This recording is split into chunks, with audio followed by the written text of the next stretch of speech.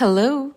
Hoje temos connosco uma mulher com M grande, a Marisa, uma pantera exploradora que procura a aprendizagem diária. Ela valoriza as coisas mais simples e adora poder ajudar os mais próximos. Sabias que por detrás de grandes robôs existe uma grande mulher? Ah, pois! A Selva também tem tecnologia. E já agora, és estudante? Fica aqui e partilha connosco as tuas aventuras nos comentários. Se calhar vais-te identificar. Bem-vinda, Marisa. Obrigada. Como é que te sentes? Bem, um pouco nervosa, mas bem. Sim, parece que tu não encontras cegas. mas bem. É quase isso, não é? Quase, sim, vim às cegas. Para não falar que isto é a minha primeira vez a fazer um podcast. Por isso é o meu primeiro encontro, nesse sentido. Ainda pedi cábulas, mas não me forneceram. Ok. Arranjaste ali um Vamos contacto do backstage. Sim, entrevista que é entrevista normalmente atranhada, supostamente.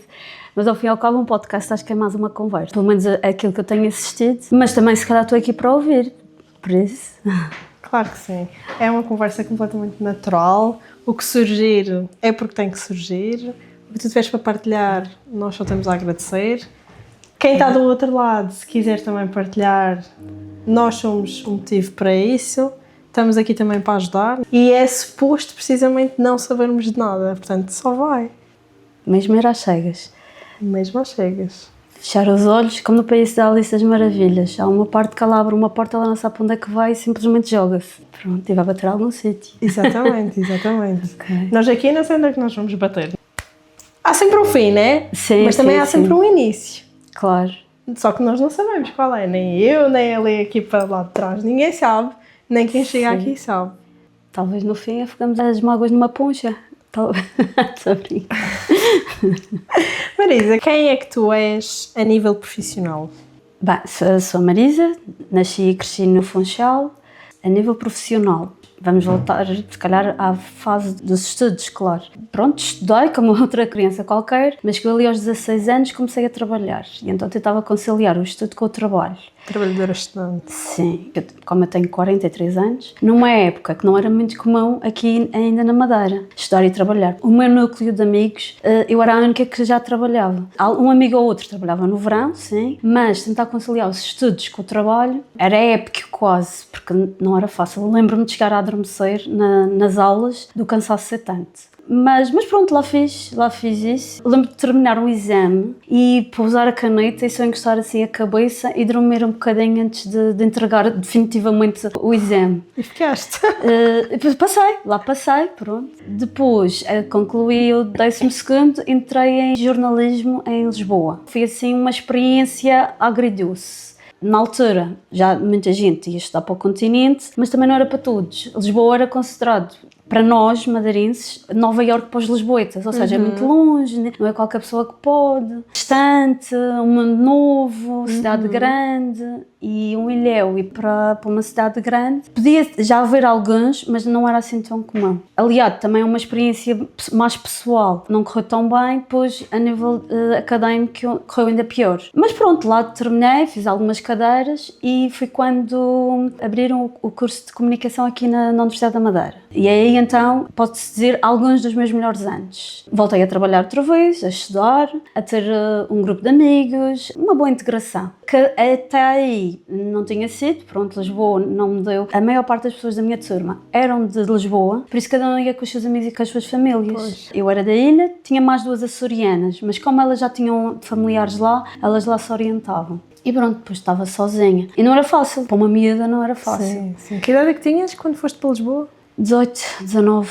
Ok. Depois venho para cá, tento conciliar as duas coisas, trabalho e os estudos, mas o trabalho são aqueles trabalhos que era só para tentar ganhar algo para pagar o resto. Pagar as contas. Pagar as contas, exatamente. Mas deu-me uma certa estaleca, porque conheci vários tipos de pessoas, com vários tipos de personalidade, que hoje dá-me um certo jogo de cintura para, no trabalho que agora eu tenho, para conseguir lidar melhor com as pessoas. Puxou essencialmente pelo meu lado de inteligência emocional. Estou agora na área de programação e robótica, só que isto não é só inteligência artificial, então mistura-se aqui um bocadinho inteligência emocional com inteligência artificial. A artificial é que a parte dos robôs e que a parte das máquinas, e a emocional, que ao fim e ao cabo acabamos por lidar com pessoas. Atrás de tudo, no fim do dia, é sempre pessoas, e é fundamental saber lidar com elas. Atrás de uma grande mulher está um grande homem, mas atrás de um grande robô sim, também está uma grande mulher, não é? Pode-se usar, sim, porque não, é verdade. E ainda por cima agora entrei é um mundo muito masculino também. E ainda há dias estava eu a dar assistência a um robô e passou uma senhora e disse: é você técnico? E eu: sim, sou eu o técnico. Uma mulher? E eu: sim. No início ela estava em tom de crítica, mas depois a seguir vi ali sair-lhe um pouco o elogio, como quem diz: ok, pronto, temos que ir vingando aos poucos. Exatamente. Como é que tu equilibras o teu lado masculino com o teu lado feminino? Considero-me bastante feminina, um lado sensível, bem definido e emocional. Mas o lado masculino, que me identifico muito com os homens, é o lado pragmático. E acho que faço um bom equilíbrio entre as duas coisas. O lado lógico, esse lado admiro muito no lado masculino, e então retenho essa parte. Também não é muito fácil para mim ver como é que é o lado masculino, porque eu cresci sem uma referência masculina. O meu pai faleceu quando eu tinha 8 anos. Sou filha única. Por isso eu acabei por crescer. A minha mãe deu o melhor que pôde, mas também refugiou-se nas mágoas dela, o que é legítimo, claro. E foi mãe e pai ao mesmo tempo. Exatamente.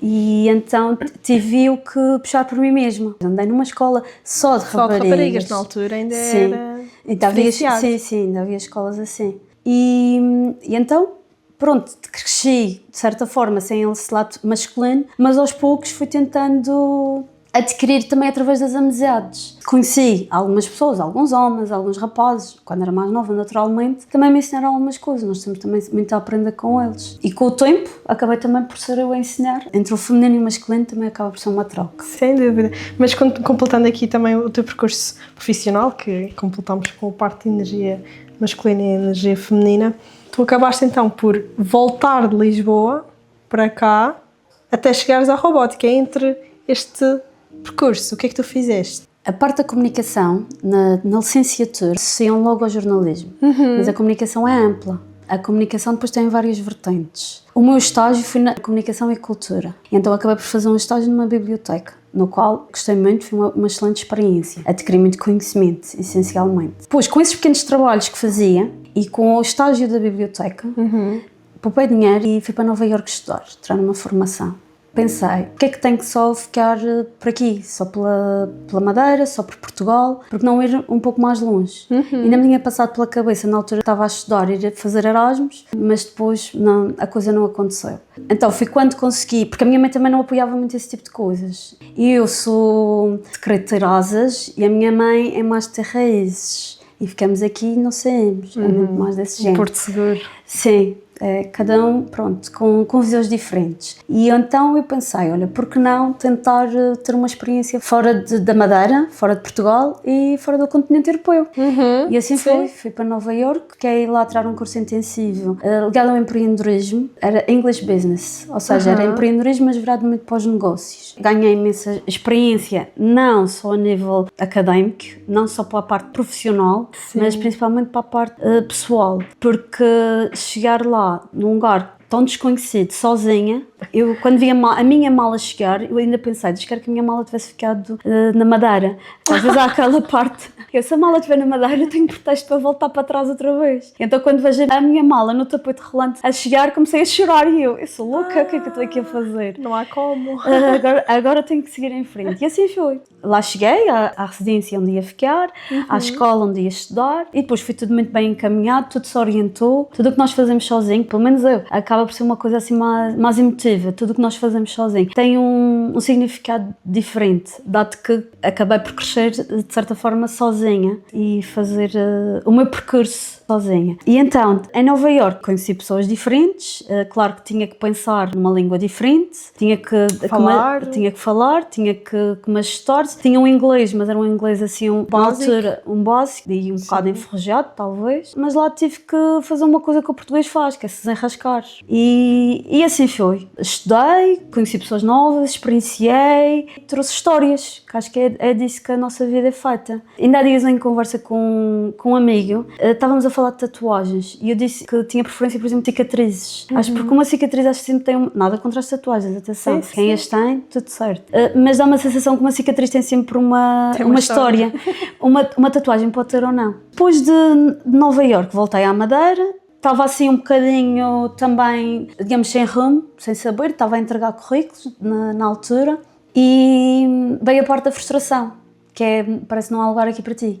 Pois. Os colegas de quem eu estudei ou não estavam cá, também menos ou emigraram, ou onde estudaram lá ficaram, e outros que cá estavam tinham encontrado, aparentemente, o seu rumo. E então senti assim um bocadinho um desnorte. Uma vez, num centro de emprego, uma funcionária dizia: a procura de um emprego é como um emprego a tempo inteiro. Começa às 8 da manhã e acaba às 5, 6. E então comecei a fazer isso. Então passava o dia inteiro só a entregar currículo, só a enviar e-mails. Entregava pessoalmente, entregava por e-mail, tentava reajustar outra vez o meu currículo. Então passou-me pela cabeça emigrar outra vez. Sair novamente. Mas esta vez fazer voluntariado em África. E pensei, olha, por que não? Se for para embarcar no mundo do trabalho, se calhar quando começar a sério, quando é que vou começar a voltar a ter experiências? Foi uma amiga minha que falou. Na altura houve um terremoto no Haiti. E eu estava a comentar com ela, disse, olha, não tinha nada a perder, era uma coisa que não me importava. E ela disse, tens mesmo o perfil de quem gosta de ajudar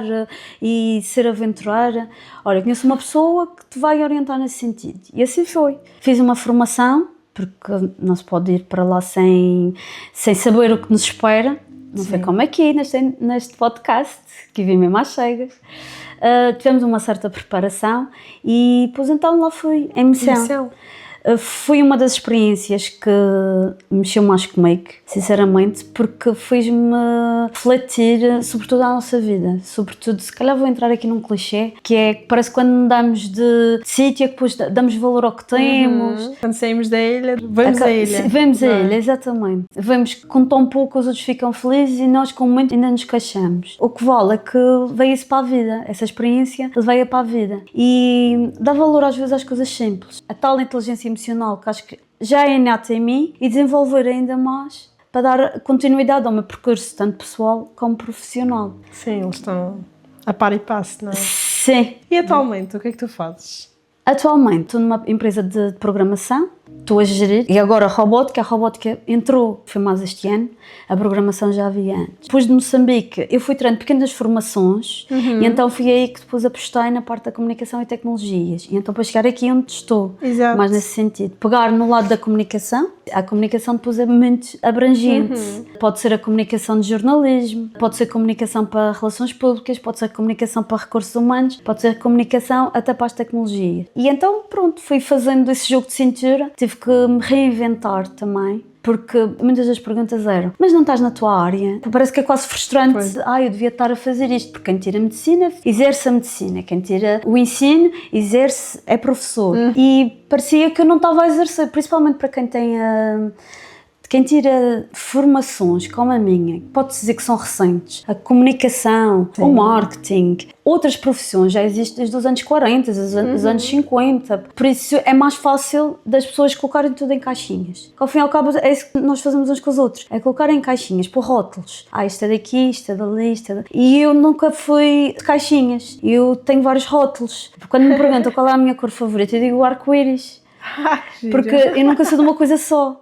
E então daí eu me identificar com a comunicação, porque a comunicação depois não é uma coisa só, é assim tão abrangente. Também na altura havia muitos apoios financeiros da União Europeia para os jovens que quisessem abrir a sua própria empresa e fossem empreendedores. Então aproveitei. Fui na Sérvia e outra fui em Itália. Que fizesse as formações em empreendedorismo. Nós estamos aí um mapa, tu já passaste por imensos países e imensos lugares. Sim, apesar de que uma vez estava a falar com uma rapariga que eu conheci, que vive aqui na Madeira, ela é da Rússia. Ela perguntou, já fizeste karting? Eu, sim, experimentei uma vez. Ela ia por baixo do aeroporto.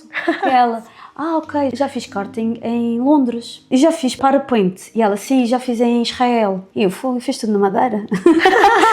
Depois ela começa-me a dizer os países que ela passou. Para aí mais de 40. E eu, pronto, estou a ver que a minha experiência é minúscula. Mas foi interessante ouvi-la. Essas pessoas até sabem bem. E ela tinha uma experiência muito vasta, a nível pessoal e a nível também profissional. Por isso, se me perguntas se eu viajei muito, pelos vistos não, comparando.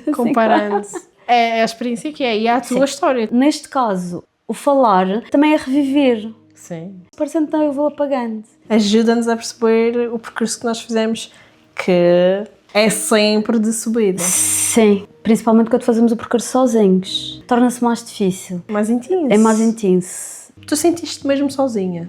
Sim, podia estar rodeada de muita gente, mas senti-me sozinha. Porquê? Sim. Primeiro porque a minha família estava distante, geograficamente. Só tinha a minha mãe. Depois, isso, dado que sou filha única, há coisas que não podia partilhar. Não tinha irmãos, não tinha primos. Aquela coisa que eu às vezes ouço muitas pessoas falarem da infância, que fui muito feliz. Não digo que a minha foi infeliz, mas foi solitária. Independentemente do que isso possa significar. Tive, não digo que não tivesse amigas, sim, tive, para brincar, mas parece que sempre separei. Pronto, aqui é só a brincadeira, mas depois todo o resto vou ter que guardar para dentro.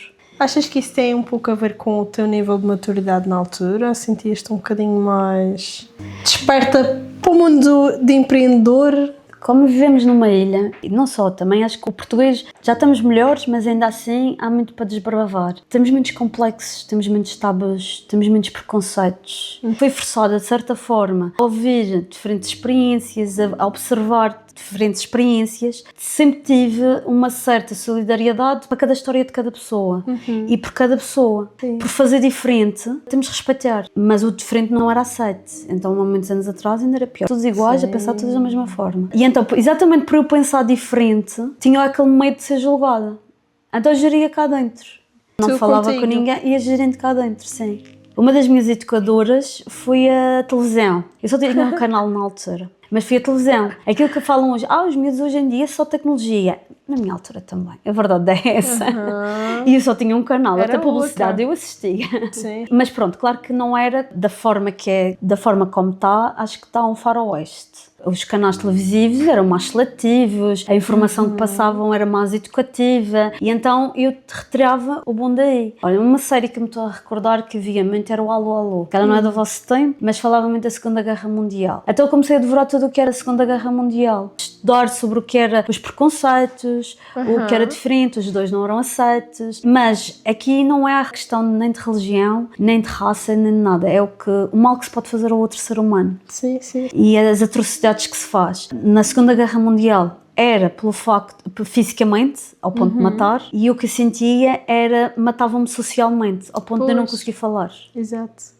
E isso reprimia-me. Exatamente. Sim, isso reprimia-me. Fugia um bocadinho para a escrita, nunca publiquei nada, mas pronto, tenho os diários guardados em casa. Ainda não tive coragem de voltar a relê-los. Os diários. Não era só eu, era exato. vários. Para conseguir também, de certa forma, libertar os pensamentos. Era um por ano, era um por mês? Depende da inspiração. Podia haver diários que... Sempre. Era um caderno qualquer. Eu agarrava qualquer caderno e já servia de diário. E está a andar. Era essencialmente para expulsar ou exprimir. Eu, quando fui mãe, primeira vez, tive depressão pós-parto. Na altura também era um tabu. Ninguém falava do assunto. Estamos muito melhores em relação à depressão. Só que eu, com a novidade de ser mãe, a privação de sono, o choro, eu pensava que era uma coisa que era mais natural do que aquilo que foi. E não foi, mais um tabu. Então começava a escrever. Foi aí que eu pensei, se eu não me sinto bem, tenho que procurar ajuda. E principalmente para mim e depois para a minha família, que não merece que eu esteja constantemente triste, porque também inicialmente nem sabia o que é que estava a passar comigo. Fui lendo, fui tentando perceber, até que acabei por procurar ajuda. A psicóloga disse assim, escreva em cartas e depois cai-me. Não sei o que é que isso significa, mas ela diz que depois parece que quase que abandona aquele sentimento. Pode ter um efeito placebo, ou seja, que a gente pensa que está a fazer realmente efeito e não faz, mas depois faz. E expulsei algumas coisas, a verdade é essa, expulsei. As hormonas também não ajudaram, isto de ser mulher, as hormonas também falam muito. Também que se diga. Também que se diga. Depois a seguir fui tentando perceber também o que era o mundo da maternidade. Sim. Principalmente numa era que é diferente, porque passamos séculos e séculos a educar da mesma forma. Quando tive a minha filha, começam a falar do que é a parentalidade positiva. Que é, não se grita, não se bate, só falando. Ok, pronto, está bem. Também era assim que eu gostava que falassem comigo. Pois. Quando não funciona. E depois a parte da parentalidade positiva depois começa ali, confundimos com a permissividade na educação. Ali com o cansaço à mistura, o tentar ser mãe, o tentar voltar outra vez ao trabalho, baralha-se muito. Na nossa mente baralha-se muito. É muita informação. Sim. E quando somos mães é um percurso que já não há volta a dar. Vamos, já não se volta para trás. O nosso cérebro já não é o mesmo. E então assimilar isso tudo foi um percurso que tentei fazê-lo de forma tranquila, mas inicialmente foi turbulento. Mas a nível emocional foi. Principalmente não podia falar com ninguém. Mais uma vez. Mais uma vez. Inclusive, tinha falado com uma amiga minha na altura que tinha sido mãe recente também como eu, mas com ela as coisas até estavam a correr bem. A gravidez foi boa, o parto foi bom, o pós-parto ainda melhor, tinha aquele suporte familiar e ainda bem, bom para ela. Estava feliz por ela, mas estava triste por mim. Sim, contigo não era. Pois, não e eu estava-lhe a tentar mostrar isso. E ela compreendeu? Não, nada. Isso é outra coisa que às vezes nós temos privilégios. Não falo dos financeiros, não falo dos materiais. O privilégio de ter uma família base que nos impulsiona para todo o resto, não imagina o valor que isso tem. Como acabei por ter, ou não ter, ou foi assim, de uma forma coxa, vale o que vale, não posso também crucificar a minha mãe, porque ela também teve os problemas dela para resolver. Teve. Muitos mais. E não é fácil ficar viúva com uma filha nos braços. Sim. E mesmo assim, muito consegui. Claro que depois criou um certo distanciamento emocional entre nós, que às vezes dentro de casa parecíamos mais colegas de quarto do que propriamente mãe e filha. Depois, se calhar os papéis inverteram-se um bocadinho e eu acabei por ser a mãe dela em vez dela ser a minha mãe. Tentaste salvá-la? Sim, eu é que tentei acolhê-la para ela conseguir prosseguir na vida. Na vida. Houve algum desafio que ela sentiu que não conseguia superar e que tu ajudaste-a? Minha mãe tem uma personalidade particular. Ela não é fácil entrar nela. Nós somos muito diferentes, muito mesmo. Aquilo que ela teve de bom, ela tinha uma inteligência financeira fantástica e isso eu tentei absorver. O poupar, o gerir, o investir, ela era ótima nisso. Muito melhor do que eu, sem dúvida. Eu ainda assim tento absorver isso, mas não a consigo ultrapassar. E ela, hoje em dia, com a idade que tem, ainda está muitos passos à minha frente, sem sombra de dúvida. Essa parte dessa inteligência tentei absorver. Parte da minha inteligência emocional tentei passar para ela, mas ela nunca sempre desvalorizou. Também ela nasceu numa época diferente, onde sociedade. Sim, não se chora, não se mostra sentimentos, se choras és fraca. No caso dela, ela adotou muito mais um papel masculino do que propriamente feminino. No teu caso já não? No meu caso já não. Porque eu com ela acabei, não foi um papel de mãe e filha. Foi assim um papel um bocadinho desconcertante. Ou seja, ou eu era a mãe dela, ou parecia que eu era a esposa dela, sendo ele. Ela também, se calhar, para vingar um bocadinho, tive que adotar um papel muito masculino, muito ativo. Sim. Eu não me identificava tanto com isso, mas eu, se calhar, fui mais feminina. Se calhar foi aí que acabamos por ficar um bocadinho mais afastadas. Agora, pronto, como também tenho filhos, o maior reencontro, porque ela, agora a melhor coisa que para ela é os netos. Ai, que bom. Pronto, consegui lhe dar aquilo que ela queria. Pronto. Era um sonho dela? Sim. E o teu sonho, qual é? Ter uma família. Já tens? Agora já tenho. Agora estou construindo outros sonhos. Um dos sonhos era, quando eu era mais nova, eu pensava, se não tenho família para trás, nem para os lados, tenho que fazer família para a frente. E então assim foi. E felizmente fiz, graças a Deus, ainda bem. Então agora as conquistas vão sendo outras. Eu antes dos 40 fiz uma bucket list, uma lista das coisas que queria fazer até os 40. Pois entretanto já ultrapassei a lista. Os 40 já fiz outra lista. Mas já fiz outra lista. Porque é bom nós termos objetivos. Sim. Porque depois também, primeiro para não ser só mãe, depois para não ser só trabalhadora, para ser algo que, para encontrar também a mim, o que é que eu gosto, o que é que eu quero. Porque acho que também cresci, de certa forma, a tentar agradar os outros e fazendo o que os outros queriam. E eu própria não sabia o que é que eu queria. Porque guardava cá dentro, ficava tão reprimido, depois já não sabia, mostrava-se ali. Mas eu vou fazer isto, mas será que eu gosto? Será que não gosto? Ia fazendo, fui fazendo. Foi acontecendo. Nova Iorque, dado ao meu espírito aventureiro, e Moçambique, é que isso foi uma coisa que não fui inspirada a ninguém, fui de mim, e tanto que quando eu disse, a minha mãe foi contra, fui a primeira a ser contra, as minhas amigas também diziam, tu és louca, para que é que vais fazer uma coisa dessa? Fica aqui até aqui na Madeira. E eu fui. Sozinha? E eu fui, sim, sozinha. Sim. Por ti? E isso eram sonhos que tu tinhas de criança ou simplesmente aconteceu? Viajar pelo mundo, fazer formações? Viajar pelo mundo, não sei de que forma, conhecer. Eu sempre fui muito curiosa e observadora e era conhecer.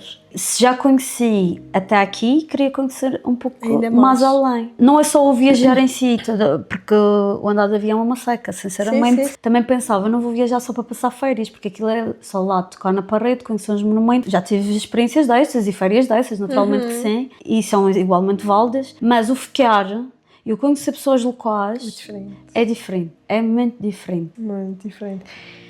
E que sonhos de criança é que tu tinhas mais e já conquistaste?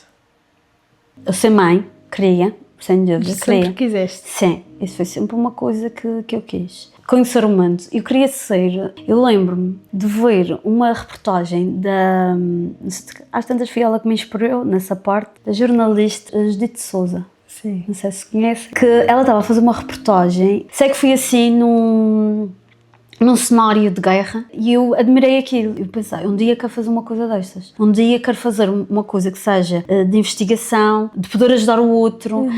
Nunca me passando pela cabeça fazer voluntariado ou de fazer missão.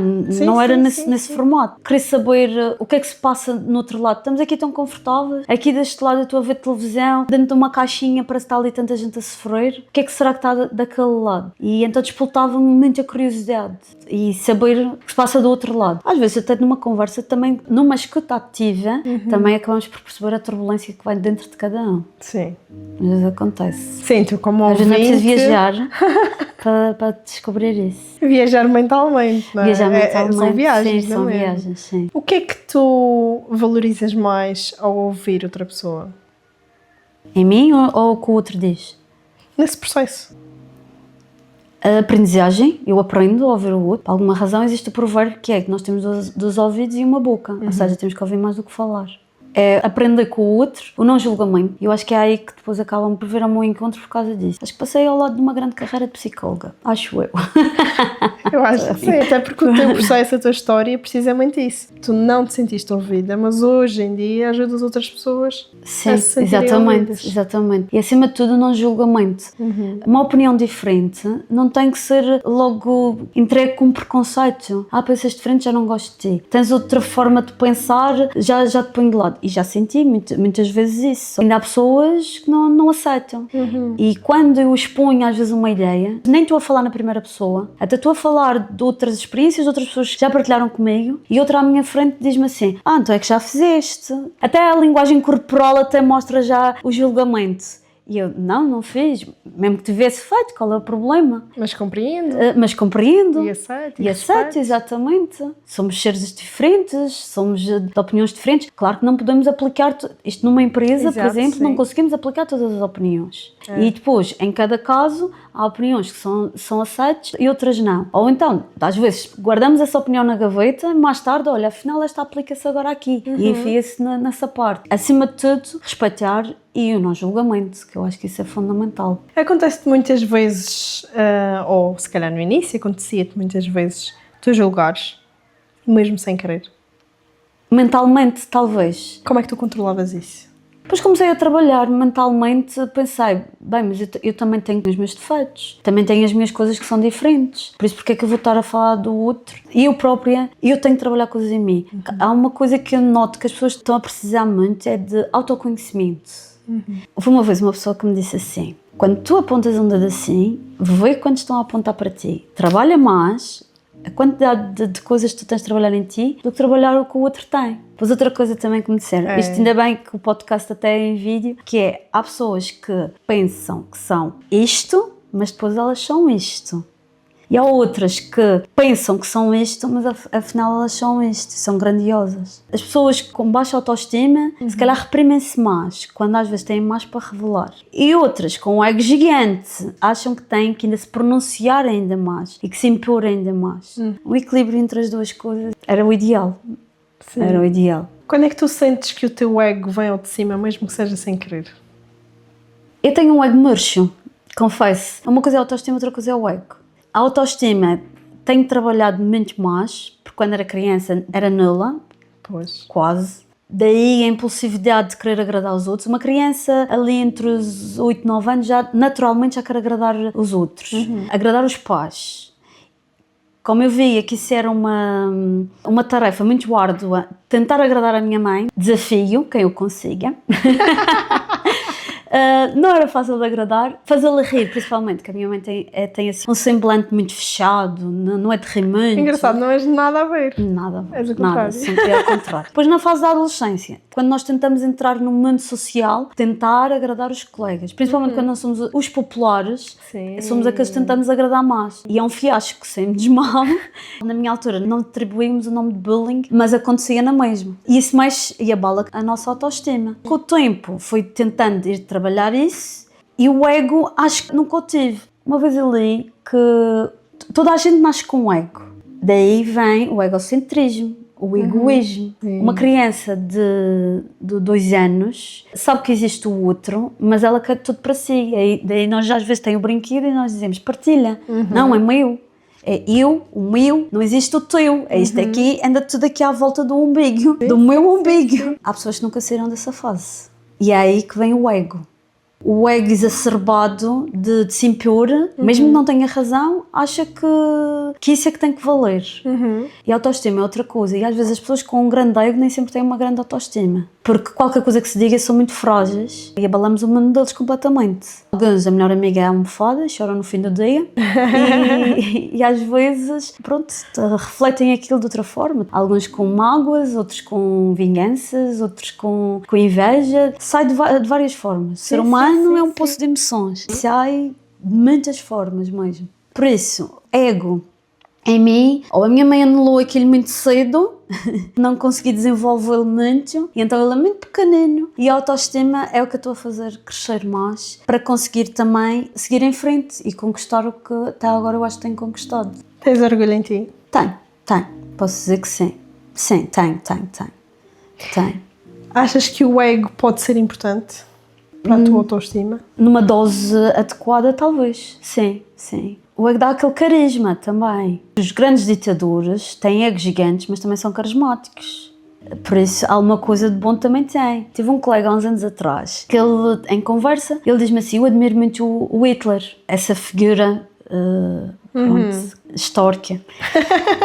E eu fiquei espantada. É preciso como assim? É preciso ter uma mente muito negra para conseguir gostar de uma pessoa assim. E ele disse, olha, pensa comigo, eu não admiro a personalidade dele, admiro a mente. Como é que uma mente daquelas conseguir convencer uma nação a pensar da forma como ele pensava e a fazer aquilo que ele queria? Efetivamente é incrível. Sim. Não é para qualquer um. Aplica-se ao Hitler como às vezes outros ditadores. Por isso, pessoas que têm um ego grande também têm um pouco de carisma. Mas também há pessoas com uma boa autoestima que também são carismáticas, naturalmente. Se fosse possível nós criarmos um Hitler, mas pelo lado positivo, como é que tu achas que seria para a nossa sociedade? São as tais pessoas inspiradoras. Agora toda a gente consegue ser influencer. Supostamente deveria ser inspirador, mas nem toda a gente é. Sim, a influência pode ser boa ou pode ser má. Sim, exatamente. Ou nula, também há pessoas que não transmitem absolutamente nada. Exatamente. E consideram-se influencers. Sim. Estão no papel correto, mas há outras que nem por isso. Uma figura assim principal que se possa dizer para o lado positivo, Ninguém sabe disto, acho eu. Não há muitas pessoas que possam saber. A Madre Teresa de Calcutá era conhecida por ser muito boazinha, mas tinha um feitio muito difícil. Uma vez aprofundei a biografia dela e diziam que ela tinha um feitio muito difícil, mas também porque tinha que ser. Porque tanta gente a pedir ajuda, é preciso pôr limites. É preciso também ser rigoroso. É preciso dizer, olha, ajuda-te até aqui, o resto do percurso tu fazes tu. E então há pessoas que às vezes veem, agora estás a ser mazinha, então deixe-me até ali e agora já não dás mais. Tentar trabalhar a minha autoestima. Acho que acima de tudo a viragem foi na maternidade. O saber dizer não foi fundamental, a nível profissional, a nível pessoal. A experiência de Moçambique já me ajudou nesse sentido, que já estava a pensar, tenho que me submeter a um capricho só porque sim. Isso é só capricho. Eu já estava a começar ali a ganhar território, a tentar saber dizer não. Mas a maternidade então foi a explosão total. Perdi amizades, paciência, olha, faz parte do processo. Mas sem grandes mágoas, que seguimos caminhos diferentes, não há problema em relação a isso. Mas é importante saber dizer não. E então a Madre Teresa de Calcutá, não sei se por coincidência ou não, mas fazia anos no mesmo dia do que eu, 26 de agosto. Era vista pelo mau feitio, também não sei se por ser mulher, por dizer não. Também não se pode ajudar todos, mas acima de tudo é dar sempre a cana para ensinar a pescar, em vez de estar sempre a ir lá buscar o peixe. Sim. Isso aconteceu comigo involuntariamente, mas ninguém me deu a cana, eu andei às cegas a procurar onde é que está a cana. Fui vendo onde é que estava a cana, experimentava esta, esta é muito curtinha, esta é demasiado grande, esta é uma cana para rio, esta é uma cana para mar. Pronto, e fui tentando adaptar aquilo que se adequava a mim e à minha vida. Neste caso estou a fazer também com os meus filhos, é dar as ferramentas, principalmente emocionais, para eles conseguirem depois fazer o percurso deles também. Então com os teus filhos tu já fazes um trabalho emocional? Sim. Mas com os teus pais isso não acontecia? Tu não foste preparada, sentes que não foste preparada emocionalmente, certo? A memória que tenho dele, por acaso, até é muito positiva, é muito boa.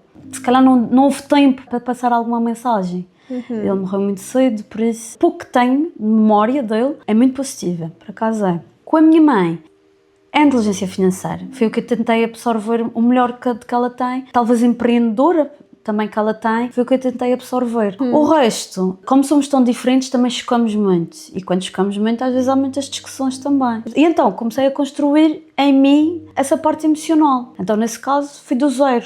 Se calhar já nasceu comigo e depois fui eu que fui construindo esse lado. Esse lado ajudou também a tua mãe? Eu acho que sim, talvez. Que se eu fosse igual a ela, não sei se isto ia correr bem. Penso que não. Até acho que é bom termos sido o yin e o yang para depois a seguir se nos encaixarmos um pouco melhor hoje em dia. O que é que a tua mãe deixou de melhor e o que é que o teu pai deixou de melhor? A minha mãe, como já referi, foi a inteligência financeira e o meu pai, o carinho. Na altura era comum, a mãe é que tinha um papel mais emocional, mais carinhar, de acolher. E o homem, neste caso o pai, era o caçador, é o que vai para fora. Os papéis até entre eles os dois pareciam um bocadinho ao contrário. Eu lembro-me da minha mãe estar mais ativamente a trabalhar do que o meu pai. Ele trabalhava, mas ela estava muito mais ativa. E o meu pai, recordo-me de me acarinhar muito mais. Que giro. Muita gente tem muito mais melhores memórias da mãe, porque é a cuidadora, é a protetora, e do pai, já ouvi algumas histórias que até são assim um bocadinho arrepiantes, duras, sim. Tinha amigas que passaram pela parte da violência doméstica, por parte do pai, e eu não tenho essa recordação em relação ao meu pai, não. É aqui que também já veio uma coisa diferente, porque toda a gente falava da mãe de uma forma e eu pegava nisso e falava do meu pai. Só aqui eu já era diferente. Mais uma vez eu ficava caladinha, tá bem, pronto, ok. Para vocês é diferente, para mim é de outra forma. Cada um com a sua experiência. Sim. Se calhar já veio aí o não julgamento, olha, pensando bem, se calhar já parti daí. E na tua empresa, como é que tu geres a equipa, por exemplo? Como é que tu ouves a opinião de cada um? Funciona da seguinte forma, como é de programação, trabalhamos muito com outras empresas parceiras ou com freelancers. Agora está muito em voga o manda a si mesmo, trabalho para si próprio. Mas nem todos podemos ser chefes, a verdade é essa. Nem todos podemos cada um criar uma empresa também. Claro. Ao fim e ao cabo, acabamos por agarrar nessas pessoas que trabalham sozinhas para trabalhar connosco. Somos dois, pronto, só para dizer que somos dois. Já ponderámos contratar, sim. Para já, não sei se podia abalar aqui um bocadinho também a nossa dinâmica. Com as parcerias, com os freelancers e com a colaboração das outras empresas, tem corrido bem. Até ver onde é que vai dar. Mas fazem por ouvir cada um deles?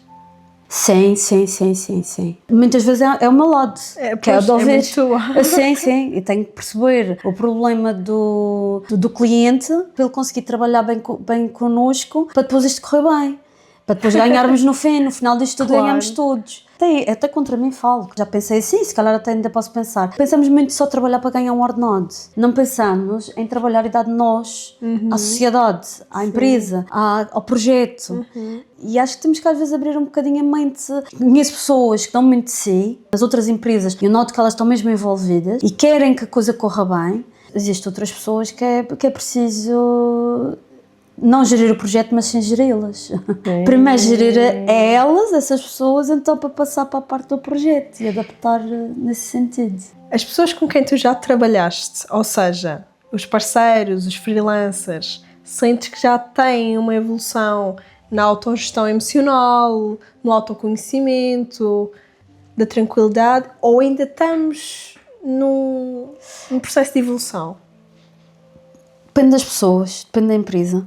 Na maioria. Mas na maioria há muita gente ainda de bandeira no ar, o ego deles cá em cima. Já conheço muita gente, e é essas que eu às vezes me agarro para fazer equipa e para conseguir consolidar os projetos. Por exemplo, se for uma pessoa que eu note que é um bocadinho mais picuinhas e sei que faz as coisas só viradas para ela, por exemplo, se me ligar à meia-noite eu sou capaz de não atender. Agora, se for uma pessoa que eu sei que consigo contar com essa pessoa noutros momentos, a nível laboral, nesse sentido que estamos a falar, sou capaz de atender.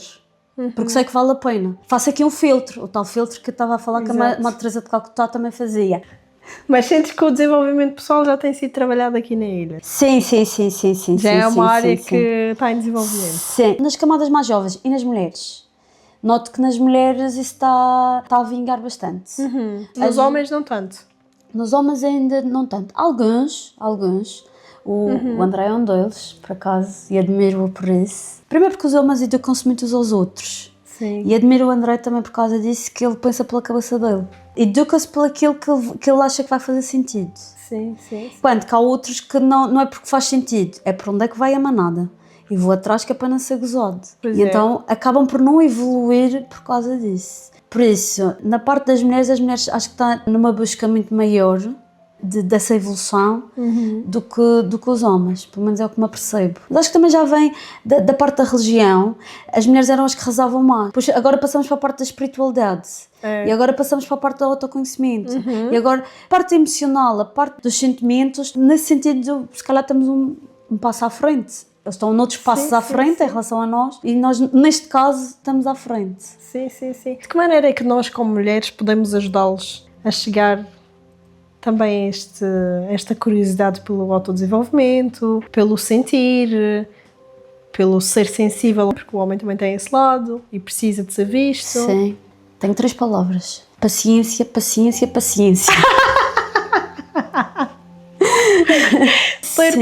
e dar paciência, não é? Sim. Ter assim uma certa tolerância, que eles não têm o nosso mapa mental. E está tudo certo com isso. Como eu digo, são diferentes de nós e ainda bem. Aprendi também muito a parte do masculino, também fui com o meu filho, tive um rapaz. Quando tive um rapaz também estou naquela descoberta como é que isto funciona. Sim. E aceitar isso, não reprimir. Por isso é preciso tolerância, aceitar tal como eles são, com respeito acima de tudo. E isso é o dar e receber, na parte do respeito. Devagarinho, tentar lhes mostrar como é que conseguem, que às vezes a parte sentimental está muito presente no futebol, está muito presente na cerveja, está muito presente na parte empresarial, está presente nisso tudo. Eles podem desvalorizar. Há uns que sabem que existe, mas fingem que não existe, e há outros de tudo que nem sabem que existe, mas é preciso lhes mostrar o caminho. Acabam por se aperceber o quão acabam por ganhar também com isso, para eles próprios. Eles têm também muitos anos de hora, eu aprendo muito também com eles. Esse lado de sensatez, que às vezes pode ser um lado mais feminino, com paciência é importante transmitir. E o autocuidado. Acho que nós temos muito mais autocuidado do que eles. Isso nós podemos cultivar como mulheres ou é mais um processo deles mesmos? Devemos ajudá-los. Está muito vincado. Aliás, é cultural. o próprio homem se tratar mal, no sentido em que, não falo só da parte física, é da saúde. Tinha o pai de uma amiga minha, que ele trabalhava na empresa de eletricidade. Ele, quando começou a trabalhar lá, ele tinha 16, 17 anos. Começavam muito jovens. E ele disse que a forma de ser aceite nesses grupos tão masculinos era bebendo aguardente. Pois. E ele disse que muitos ficaram pelo caminho com problemas de saúde. Claro. E é aqui que às vezes eles podem se prejudicar, pode-se beber com moderação e não chegar ao ponto de se prejudicar tanto. Tanto que nas décadas anteriores havia mais viúvas do que viúvos. Porque Sim, o homem sim. arrisca mais, aventura-se mais, o homem acha que pode fazer tudo, mas o corpo também ressente, eles também são seres humanos. E isso também ressente. Autocuidado é essencial para eles. Mas gosto do lado que eles arriscam, que eu às vezes preciso disso um bocadinho também. Às vezes ser assim mais destemido e arriscar mais um bocadinho, que é daí também desse lado aventureiro que eles têm, que se construi tudo o que nós temos. Sim, É daí sim, que vêm as sim, casas, é daí que vêm as empresas. Se também não fosse eles a arriscar, a gente não tinha um mundo construído também como temos hoje em dia. E não é por acaso que tu juntaste ao homem Sim. na tua Sim. empresa. Sim. É ele que te dá, se calhar, essa coragem, essa pancadinha nas costas, bora. Exatamente. Também embarquei um bocadinho no barco dele, no sentido em que a parte da programação era mais dele. Ele é engenheiro e então esta parte foi o gosto dele que eu embarquei mais e depois então pensei, olha, e por que não abrir a mente? Podemos sair da nossa zona de conforto mesmo estando tão dentro da nossa casa, ou dentro do nosso espaço.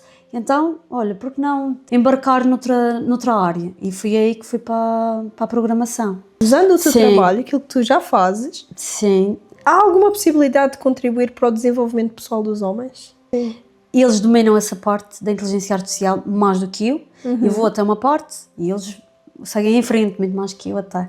Como eu disse há pouco, no fim do dia acabamos por falar sempre de pessoas. É sempre, o nosso tema de conversa acaba por ser pessoas. Ainda há dias aconteceu uma situação que eu estava a tentar programar um robô e estava do outro lado um engenheiro que estava-me a ajudar a tentar programá-lo, estava-me a dar as diretrizes para isso. E ele a falar muito rápido e eu disse, podes ir um pouco mais devagar, eu não consigo acompanhar essa velocidade. E ele lá então disse mais rápido, a lhe faltar a paciência, naturalmente. Depois no fim eu disse-lhe assim, eu vou devagar, mas chego lá, não te preocupes, por isso tem um bocadinho mais de paciência. E notei que ele ficou assim um bocadinho aborrecido com o que eu disse, mas depois lá lhe passou. Noutra conversa, então já lhe tentei mostrar. Ele, não sei como é que vou lidar com o diretor XYZ, e que o homem está-me a aborrecer. E eu digo-lhe, então espera, ou transmite-lhe mais ou menos o que é que ele tem a dizer, ou então tento fazer a ponte entre um e outro, para que depois não haja choque. Sim. Neste sentido, a minha mãe ajudou-me, mesmo com o feitio que tem, ensinou-me involuntariamente a tentar apaziguar as coisas para que não haja choque de personalidades.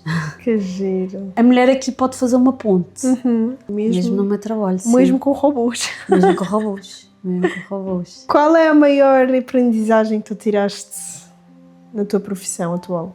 Aprendermos coisas diferentes. Uma coisa que eu tenho vindo a reparar, as profissões antigamente eram muito divididas. As mulheres tinham as profissões mais femininas e acho que ainda temos isso. As mulheres eram professoras, eram enfermeiras e o homem era o engenheiro, era o arquiteto, era o médico. Parece que eram profissões com mais empoderamento. Era o carpinteiro, era o canalizador, era o mecânico. A mulher era a costureira. Parecia que aquilo estava tudo metido em caixinhas. Sim, Como se disse nas há pouco. caixinhas, nos rótulos. Os homens, quando entram no nosso mundo, eles vingam bem, porque se formos a ver, se eles forem costureiros, as grandes marcas são com grandes nomes masculinos. A verdade é essa, Yves Saint Laurent, pronto, entre outros nomes. Quando diziam que a mulher era na cozinha, quando eles começaram a entrar na cozinha, agora temos os chefes, e eles vingaram-me bem. Por isso, nós também é necessário o conhecimento que eles têm ancestral das profissões deles, também é bom nós também entrarmos nesse mundo. Sim. Então agora já está um pouco dividido, já vemos mulheres a fazer mecânica, a entrar no mundo deles, não sei se a fazer tão bem quanto eles, mas a entrar no mundo deles, que antes isso quase não era permitido, estava tudo dividido. Sim. Eles começaram a entrar no nosso e vingaram, e ainda bem. Nós entramos no deles e há umas que até estão a vingar, e bem. Sim. A minha aprendizagem veio daí. Podemos ser do nosso género, da nossa mente, do nosso eu, para aprender outra coisa completamente diferente. Sim, basicamente é isso. Sim. E é este o teu percurso de sonho? Tu sentes-te realizada? Não é de sonho, mas sinto-me realizada. Parece uma contradição. Não é de sonho porque eu não fiz o percurso que eu pensei para mim. A verdade é essa. Calhou, aconteceu. O meu percurso de sonho era outro. Mas é aqui que eu acho que temos que nos reinventar. Não dá de uma forma, vai dar de outra. Em vez de chorar por aquilo que não temos ou aquilo que não fizemos, temos que nos reinventar. Pronto, vá, como é que é? Não dá desta forma? Pronto, este caminho abriu-se, vamos para aquele caminho. E és feliz? Sim. É aí que temos que abrir bem os olhos, tirar as palas e dizer que o mundo não acaba no Porto Santo. O mundo tem muito mais para mostrar e, assim como as outras coisas, há muito mais para conhecer. Sim. Não estou a falar só da parte das viagens geograficamente, mesmo dentro das profissões, do autoconhecimento, das pessoas que conhecemos, há muito mais para conhecer. Achas que a criatividade tem um papel importante? Sim. A expansão, a imaginação, Sim. a abertura. Sempre duvidei da minha criatividade, achava que não era capaz e que nunca ia ser tão boa quanto determinada pessoa. Mas também temos às vezes que baixar um bocadinho mais a fasquia e pensar, não consigo como aquela pessoa, mas vou conseguir de outra forma. Vou ao meu ritmo e vou até onde a minha escala permite. Há um documentário na Netflix do Arnold Schwarzenegger e achei, inicialmente quando me recomendaram aquilo eu pensei que ia só falar de culturismo e ginásio, mas não foi uma mensagem até muito interessante. E então há uma parte, mas ele é muito mais ambicioso. Não que eu não seja ambiciosa, mas não tenho o patamar dele. Ele começou pelo culturismo e tinha que ser sempre o melhor em culturismo. Depois ele teve que ter o percurso na política. Depois teve que ter o percurso a nível empresarial. Esses percursos todos, então, ele subia uma montanha, chegava lá em cima, via outra montanha. As minhas montanhas, fui eu que as desenhei, foi ao tamanho que eu quis que elas fossem. E depois, pronto, já terminei esta montanha, agora vou para a outra. Já terminei esta, agora vou para a outra. E gostei dessa analogia do Arnold Schwarzenegger por causa disso, que é, eu estou no pico desta montanha, apesar das montanhas de serem muito mais altas que a minha, e agora vou para aquela. Porque às vezes achamos que se não atingimos um determinado patamar de sucesso, porque ou não somos presidentes de alguma coisa, ou não fomos os melhores num desporto qualquer, parece que já não vingamos. Não é bem assim. O nosso sucesso somos nós que o podemos mediar, o que o podemos fazer. O que é para ti sucesso todos os dias? Ser amada. Sim, porque acho que a base toda para o resto, ser amada, ou seja, também por mim mesma. Gostar de mim mesma e depois os meus também gostarem de mim. Eu acho que isso depois impulsiona para o resto. Uma criança, um bebê, quando nasce, não se sabe amar. Ele precisa dos pais para o amarem. Depois então ele vai percebendo isso o quê? Depois então mais tarde é que se começa a amar.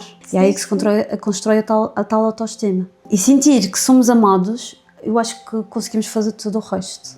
É a base. É a base também para ser uma empresária. Sim, eu acho que sim. Nem que seja o amor por si próprio. Não é ego do que eu estou a falar, que são coisas diferentes. Nem que seja o amor por si próprio, é a alavanca para tudo, é a rampa de lançamento para tudo. Para quem quer ser empresário que esteja a começar nesse processo, o que é que tu aconselharias? Autoconhecimento. Saber do que é que gosta. Às vezes nem sempre temos que fazer exatamente aquilo que nós gostamos. Eu tinha um vizinho, tinha o 4º ano, emigrou, voltou e ele não sabia o que fazer, não tinha uma arte, porque parece que toda a gente tem uma arte. E já me cheguei a me sentir assim. Não senti que tenho uma arte. Quando digo uma arte, há pessoas que sabem cozinhar melhor, há pessoas que percebem sempre de um determinado assunto. E ele abriu uma sapataria. Chegou a abrir um talho. Ele não sabia do que gostava, mas abriu e vingou. E vingava. Sim. Ou seja, chegou à conclusão que ele era bom empresário. Não importa o que fosse, ele era bom era a gerir. Por isso, até isso acaba por ser um autoconhecimento. De certa forma, acaba por ser um autoconhecimento. Às vezes dizemos, segue aquilo que tu gostas, mas o mercado depois também pode não estar virado para aí. Houve uma altura, há uns anos atrás, eu gosto muito de ler, eu gosto muito de livros. Queria abrir uma livraria aqui na Madeira. Meti na cabeça, só que depois havia pessoas a me chamar a atenção, a dizer, mas não vais ter mercado para isso, o madeirense não lê. Eu, mas se nós começarmos a incutir isso, as pessoas começam a gostar, principalmente se for livros de segunda mão, porque a ideia não era abrir uma livraria só porque sim, era por causa do conceito de segunda mão. Sim. Principalmente, isto foi na altura da Troika, que veio para Portugal, e falávamos muito das coisas em segunda mão, então nessa parte dos livros era o que eu estava a pensar em investir. Mas se calhar não ia ter sucesso, e até hoje é preciso enquadrar o meu gosto ao lugar onde estou. Se eu for para a Noruega, vou vingar, abrir uma livraria de segunda mão. Em Portugal ou na Madeira, provavelmente não. É preciso adequar o nosso saber ao contexto em que nós estamos. E então a partir daí investir. E parecendo que não, até teremos um potencial que desconhecíamos. Às vezes acontece. Muito grata, Tá, Marisa. obrigada eu Pela por tua- ouvir tanto. Pela tua contribuição. Acho que fica aqui uns bastantes conselhos para quem está daquele lado a ouvir-nos. Ok. É importante também perceber a história que está por trás de uma empresária de sucesso. Estás de parabéns pelo teu trabalho e pelo teu progresso. E além disso, estás de parabéns por levares outros empresários contigo. Atrás. Atrás, à frente, ao lado. Inspirares também outras pessoas, que é isso que tu fazes. Inspirares também outros homens. Trabalhares com um homem e teres esta abertura de consciência do atual. Porque o tu ouvires muito também traz Sim. a tua atenção Sim, sim, para sim. a tua presença. No fundo é a tua presença. Sim. Acho que é isso Sim. que tenho aqui que destacar. Sim, ao fim e ao cabo, sim. Uma frase que uma vez me disseram é: antes de seres uma pessoa interessante, ser uma pessoa interessada. Sim. E ao se interessar pelo outro e só interessar pelas coisas, acho que depois a seguir o processo leva-se a tentar depois inspirar outros também. Sem dúvida alguma, e é isso que nós estamos aqui a fazer na nossa selva. Tu és, para nós, uma panteira por isso mesmo. Por inspirares. Receber medalha. A maior medalha é aquela que tu te dás a ti mesmo. Mas é isso. Quero que fique mesmo aqui escrito, e quem precisar de falar contigo, Sim, é os braços abertos, sim, para acolher. Que há pessoas que só com um simples abraço, mesmo mental, um abraço mental, já é suficiente às vezes para elas. sim. E se calhar temos muita falta disso aqui na nossa Ilha da É verdade. Madeira, não é? É verdade. Obrigada, Marisa. Obrigada mais uma eu. vez. É uma honra para nós falar por nós, ter-te aqui. Ok, obrigada eu É mesmo. pelo convite.